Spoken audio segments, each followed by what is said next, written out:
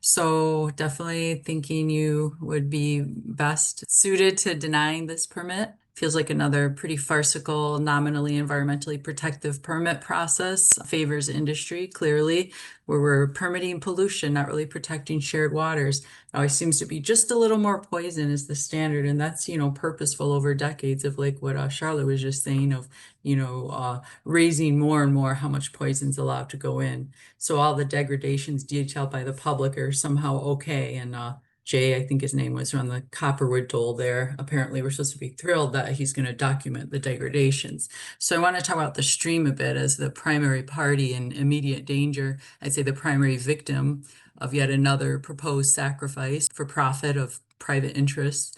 Namebinag, that name, is teaching in itself.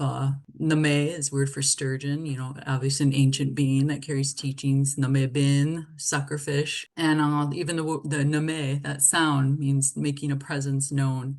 So just to say culturally, to have our living language requires links to the living earth. And when we think about Name and Namebin and the efforts to have them come back, that stewardship, those efforts aimed at that, but those resurgence, those are highly impactful, a cascade of, benefits to the ecosystem, but also to human quality of life. So, another fish mentioned many times, redside dace, much smaller, also deeply significant, actually has a large mouth. So maybe that's part of the naming of the stream.